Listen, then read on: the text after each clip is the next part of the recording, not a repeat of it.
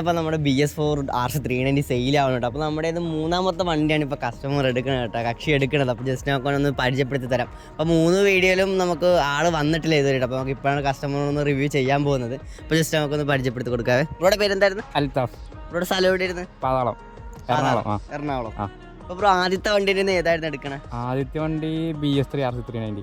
BS3 RC390 ആയിരുന്നു. അപ്പോൾ അതിനൊരു ഡ്യൂക്ക് എടുത്തില്ലായിരുന്നു? അതായിട്ട് ഡ്യൂക്ക് എടുത്ത്. ഡ്യൂക്ക് എടുത്തിട്ട് എത്ര ആളായി കാണും ബ്രോ? ഡ്യൂക്ക് എടുത്തിട്ട് ഇപ്പം അടുത്ത മാസം 1 വർഷമാവും. ഒരു വർഷം കൊണ്ട് എന്തെങ്കിലും മേജറായിട്ട് എന്തെങ്കിലും വിഷയം വന്നിട്ടില്ല? ഇല്ല, വിഷയമൊന്നും വന്നിട്ടില്ല. വണ്ടി എങ്ങനെ ഉണ്ടായിരുന്നു? വണ്ടി അടിപൊളിയായിരുന്നു.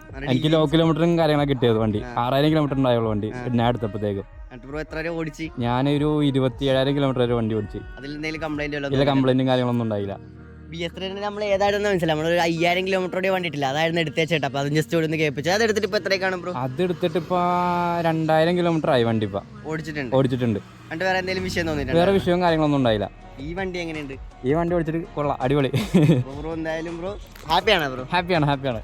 എന്തായാലും ബ്രോ സേഫ് ആയിട്ടൊക്കെ ഓടിക്കുക. അപ്പോൾ ഒരാഴ്ചത്തേക്കുള്ള എഞ്ചിൻ വാറണ്ടി ABS വാറണ്ടി തന്നെ ഫുള്ള് ചെക്ക് ചെയ്തിട്ട് എടുത്ത് പറയുക.